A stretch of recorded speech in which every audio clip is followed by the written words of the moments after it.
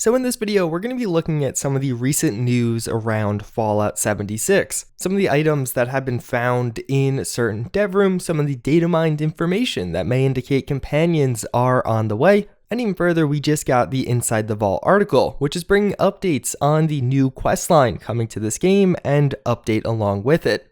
I'm pretty excited for this questline. It seems like it's going to be pretty big, and it's going to be like a proper DLC questline, not one of the more minor things like what we've largely been seeing. I also actually want to give my updated thoughts on the survival mode, which I'll do at the end just for those who want to stick around and hear them. I'll have timestamps in this video for those of you that want to hear one thing or another, but without further ado, let's first and foremost look at this brand new Inside the Vault article. So I'll be honest, this actually doesn't give us a ton of details around the new questline, although there are certain other things we have found in game around it. Over the past few weeks, Bethesda has been teasing each DLC that is on the way, so I was expecting something large this week with this. This new questline definitely seems like it's going to be quite expansive. So in this, they reveal this new questline is going to be called Lying Low. They describe it as a questline that's going to have us hunting for clues and be shrouded in mystery, deception, and rumors of a ferocious cryptid. That ferocious cryptid being the Sheepsquatch. A lot of us are pretty sure that's what you see in the trailer that was released not too long ago. And in effect, it seems like what's going to be going on here is there was a woman named Shelley Van Lowe. Her brother named Calvin went missing right before the Great War started, and she started putting up these posters in search of him. Based on the posters, it seems like she obviously thought the Sheepsquatch did take him, and now we're going to be the people responsible for picking up that trail, which is actually going to start in Lewisburg, which I like. They did this similarly with the previous DLC where they took an existing area of the map that was otherwise kind of desolate and obviously added in quite a bit more intrigue there. And I like how they're doing that again with Lewisburg, which doesn't have a ton going on right now. But starting April 9th, I'm sure you're going to find a lot more players in and around that area. More explicitly, they mentioned to unravel this mystery, you'll need to chase every lead you can scrape together, solve puzzles, and separate monsters from myths. And honestly, that's pretty much everything we find out new around this DLC. There is quite a bit of content in game that does indicate some things about it. I think it's pretty interesting how they mention puzzles and really just an overall focus on mystery. Hopefully they've learned from this puzzle and aren't going to do something quite as tedious as this one. But just on the overall mentioning of mystery and things along those lines, I really feel like the theme of this one is going to be like we're a detective, going from point to point or place to place, trying to uncover what happened. I think it'd be pretty cool if we saw something similar to that robot quest in Far Harbor. That was one of my favorites. You were trying to solve a murder mystery, and hopefully Bethesda, while making this one, take some inspiration from the success and positive feedback around that one. But as I mentioned, that's really it. We got the starting location, we got the official name of the questline, but it seems like Bethesda is largely keeping this one pretty close to the chest. Although if we actually look in game, there are several factoids that definitely give us indications as to things that will be relevant to this. And even further, if you actually look at this map, there's a lot of really interesting locations circled on it. So for this part of the video, I do want to give a spoiler warning. I'm not going to be giving story spoilers. I don't actually know the story of this questline, but rather just some of the locations that it will be taking you. So if you want to be totally surprised, skip ahead. Again, I will have a timestamp down below. But if you do want to know some of the potential places that will get expansion following this DLC, maybe some new areas to explore, then continue watching. In the most recent update to Fallout 76, the one adding in survival mode, that mysterious purple vault actually got a number associated with it. Now it is known as Vault 51. That seems to be really the only thing changed. There's still no map marker or anything along those lines, but if you look at this image from the Lying Low questline, it's actually right where this vault is, so it seems like it will be relevant. Even further, if you look at this other point, also up to the northern side of the map with all of the question marks, it's going to be right around the crashed space station. At the northern part of the crashed space station, there's this very ominous door that leads nowhere. Could we perhaps see this door actually open following this update and be relevant to our hunt for the Sheepsquatch? One of the other map markers actually points to right around Flatwoods. Could there be some kind of tie-in with the Flatwoods monster and the crashed space station with its ominous door? Some further support of this could be the footprint arrow. The footprint arrow obviously points right at Mr. Piggy. There's not really much there, it's just kind of at the top of a hill, which is north of Mr. Piggy is actually TNT Dome 2. You could find a bunch of stuff for the alien blaster in this, as well as some research they were doing around that. This is just outside the area of the arrow, and it seems like maybe somebody was walking away from that area, and that's why the footprint is found so nearby. We also see one of the markers go to the Lucky Hole Mine. In the Lucky Hole Mine, you could actually find this thing, this very odd squid-like creature, as well as an entire cult down there. Could this cult have maybe been worshipping Sheepsquatch or somehow connected to cryptid worship in general? Perhaps we'll actually start to get some more backstory as to what this thing is. And then of course, one of the other really notable locations, one of the map markers actually is right outside of Arcos Pharma. I talked about this quite extensively in my past video. It seems like it will be relevant because in the trailer, we saw a bunch of gameplay taking place in what looks like an under region of Arcos Pharma. As well as in the existing location in Fallout 76, you could find all these protein processors that don't do anything, as well as recipes you can't learn yet. And that's just some of the locations of interest. There's actually several others that have dots on them, but either way, it certainly seems like this will be a fairly large questline. I'm trying not to overhype things. I'm personally very excited for it. But just based on the addition of this brand new vault, as well as some of these other locations that just have so much potential for further expansion, it really seems like Bethesda might be taking advantage of some of this stuff, which for me was actually one of the biggest complaints I had around this game, and I'm very excited to see them potentially fixing that. Making some of these locations that looked interesting from the outside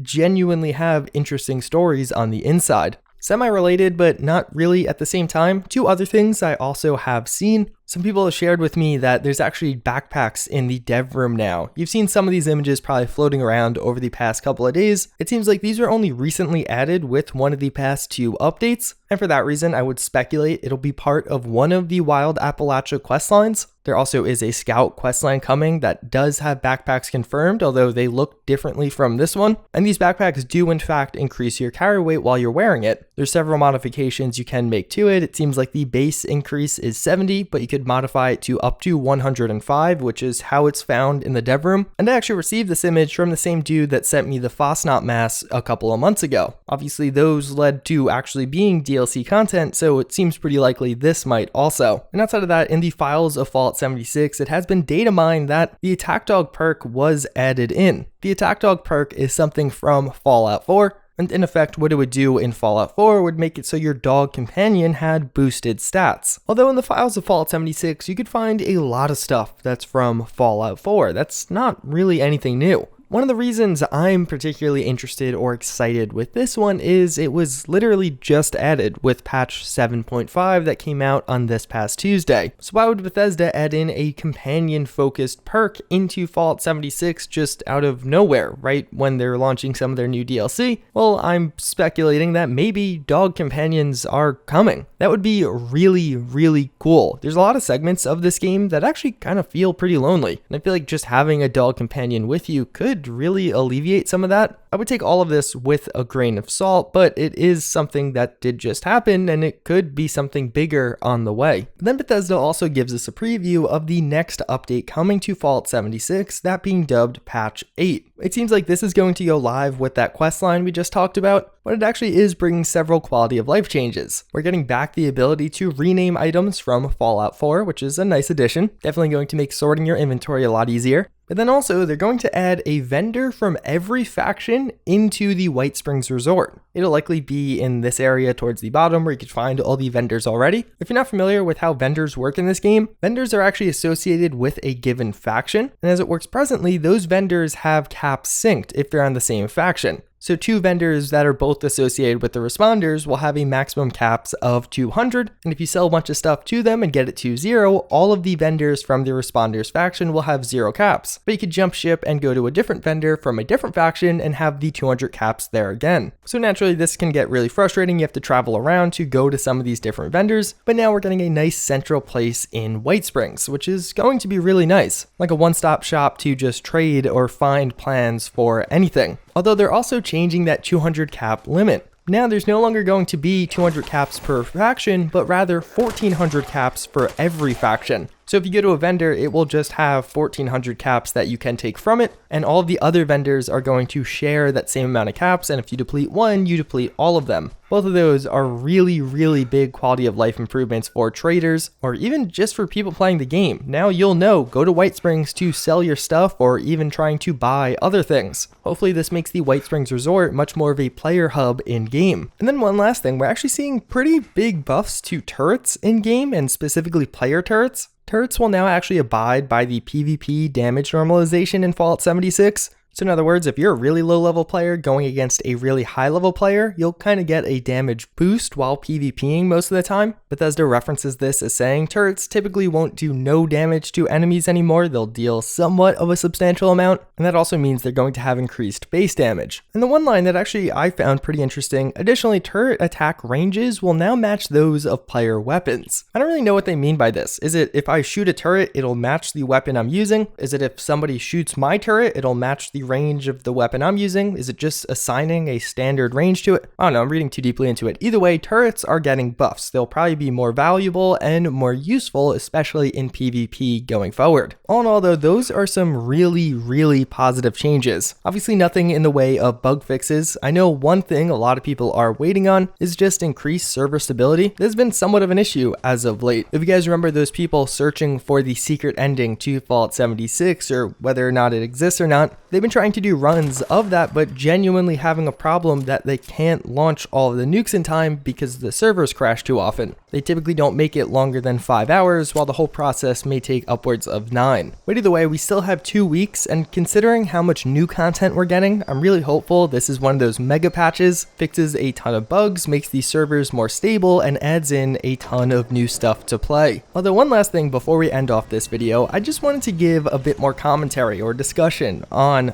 the PvP survival mode recently added into Fallout 76. I made a full video on this just a couple of days ago. If you guys missed it, I will have a link to it in the little eye. That video was getting pretty long and I uploaded it late at night, so I was pretty pressed for time as I was recording it, and I wanted to kind of expand on my thoughts, especially now after playing the game mode for 2 more days. So following the game mode going live, there's actually a lot of backlash, and a lot more than I personally felt towards it. There's no doubt it has issues. One of the big things I was calling for when we heard about the game mode and before it was released, among with many others, is that, hey, don't allow existing characters into it. As the game mode launched and went live, that kind of became even more evident. In many of the encounters I've had, and apparently many others have had also, you get killed very quickly. You'll find a lot of people with explosive or otherwise legendary and strong weapons. One of the big issues here is that there was such a long period of duping and exploiting that people were allowed to exploit to very high levels. They were allowed to duplicate very strong weapons and trade them away. There hasn't been anything to remove those weapons from typical players that bought them. They may have been purchased through legitimate means, but the market was flooded with these through dupes, so there's a lot more than would be legitimately gained. Two-shot explosive weapons should be pretty rare, and there's probably a lot more or extra of some of this very strong gear as a result of the duping that went on. And I know two-shot explosive weapons aren't even necessarily the most powerful anymore. I'm just using them as a canned example. And although that's frustrating, I feel like that's not even necessarily the biggest issue with this brand new mode. For me, it's definitely fast traveling somewhere to immediately get shot and killed before you even spawn in fully. It seems like there definitely has been some issues with spawn protection and invulnerability, and overall it seems like that system in general needs to be resolved. The spawn protection and invulnerability is simply not long enough that you can really survive, especially at low levels. Even though you spawn in and might not be killed immediately, some other high level that might be camping that spawn point can just follow you until it wears off and then one-shot you with his very strong weapon. This means that for lower levels in this mode, it is very difficult to succeed. Although something I don't see people saying that I've personally experienced is actually some of the positive sides of this.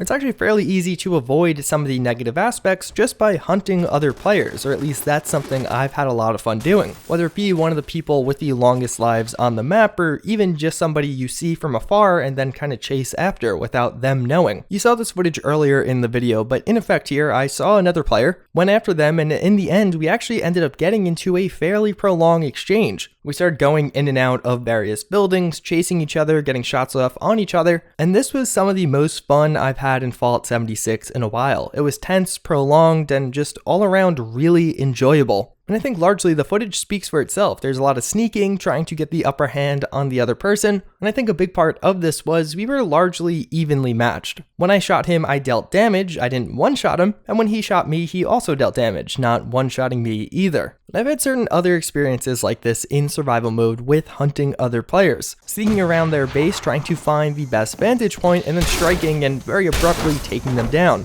To me, it really feels like this is one of those modes that has a lot of potential. I certainly have been having fun with it, even though it has so many issues. For that reason, I really hope Bethesda gets out some of those hotfixes. They have mentioned they are listening to some of the feedback, although I haven't seen anything say they are taking action or what specific changes they will implement. And even though this mode definitely has frustrating parts, I still think it's one of those modes that you can have a lot of fun in, especially now that some of the hype around it is dying down. If you just join a server, it's a lot rarer that you actually find several people spawn camping. It still does happen, and it still is really frustrating when it does, but you can still find a lot of regular people wandering around and have really fun PvP experiences. As always, again, I thank you all for watching. I hope you enjoyed, and I hope to see you all next time. Later.